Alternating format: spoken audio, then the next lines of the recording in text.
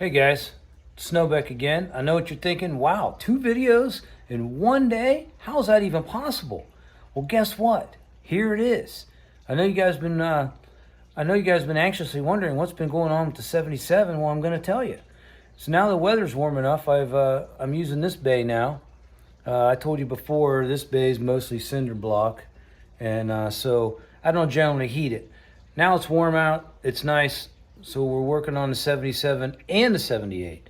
So I finally figured out what's the matter with the motor. Had my buddy come over and he kind of helped me out. We tore this thing down, and I'm going to show you exactly why the motor wouldn't turn after I put a cam in it and lifters and everything.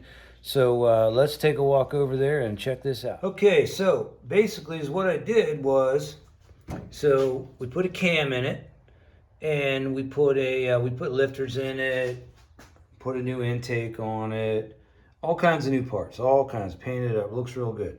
Well, here's the thing. We put a double roller timing chain on this car, and obviously a stock 302 only has a single roller timing chain. So what happened was the double roller timing chain is a little thicker.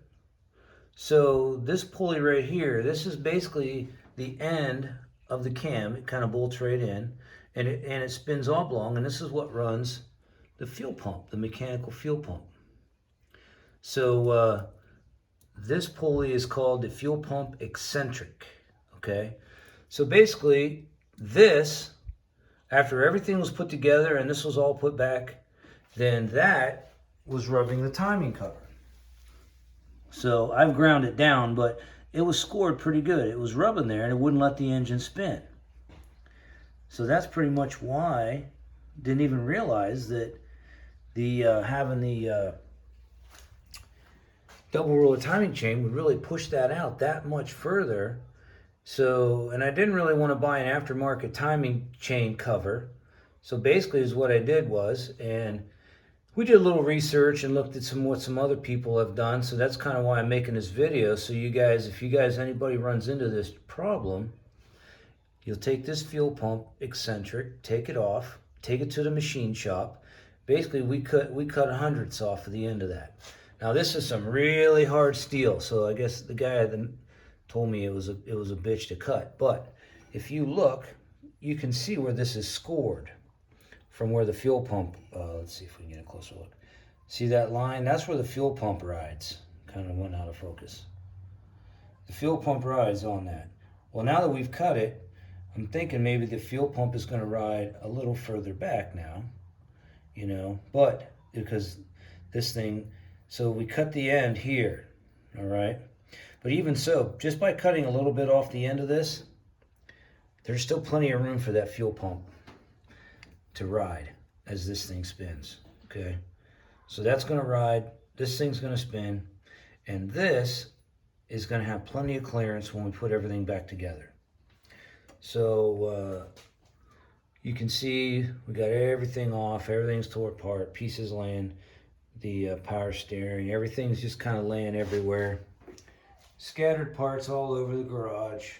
So basically we got the cars up on the lift, get it up in the air. I had to had some from that grinding on there from trying to turn it over, ended up with some metal shavings. So I had to clean out the fuel pan, or the oil pan, and basically got that all good and clean. It's hard to see, but it's dry as a bone. We got everything out of there. Luckily the car didn't actually run, it only just turned over. So had a few pieces of metal here, a couple pieces here and there. I took the shop vac, I put a big hose on it, sucked everything out of it, and then I rinsed it and flushed it all with kerosene. The plugs pulled on the bottom, ran a whole bunch of kerosene through there. Don't know if that's the right answer, but pretty sure we got everything out of there. I guess we'll know when we fire it up, huh? If all the pistons seize up from metal shavings, right? So we got that all done. So now the next step is to put this all back together, and I'm just gonna hold the timing cover on there, and we're gonna put a wrench on here, and we're gonna spin it, make sure that's not scraping, everything rides free, get this thing put back together, and we'll be out burning rubber before you know it. So thanks for checking out my double dose of car videos today. And I know a couple weeks ago I posted a video on my channel about me painting a chicken for the Canfield Fair. Whenever I put something like that, you don't have to watch it if you don't want to. I did a video. I'm doing a chicken for the fair, and for whatever reason, my editing software made me put it on YouTube before I could put it on any place else. I don't know. Maybe it's just the way I set it up. Didn't realize it. So if you ever see things like that where I'm just doing basic artwork, you could disregard that if it's not interesting to you. But I do post it on there just so I can copy it and send it other places. So for that, you know, if it's not something you're interested, like I said, don't worry about it. But there will be car videos. Once in a while, there may be something else on there. So, hope you enjoyed it. Hope this taught somebody a lesson who's thinking about a double roller timing chain.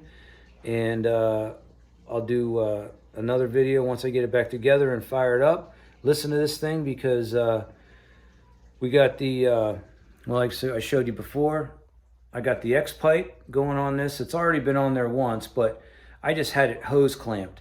I just had it muffler clamped, you know. So this time I actually welded it all together. Everything's welded. And I went and bought some, let me show you here. Where's the box? Oh, here it is. I actually bought some of these. I thought they were cool, old school cherry bombs. Check them out. So the other mufflers just weren't loud enough. And I also bought, let's check this out. Got a little bit of, from Summit. See that? Heat tape. This is for the headers. So we're going to wrap them headers in this because I've had 2 or 3 starters on this car already. So I don't know whether it's because the headers are going too close to the starter or what the problem is. So I'm going to wrap them with heat tape and see if that makes a big difference. Plus it looks cool, you know. So we got a little goodie box from Summit, and we're going to put all that back in there. So thanks for checking it out. Subscribe, tell all your friends, send it to your neighbors. See you later.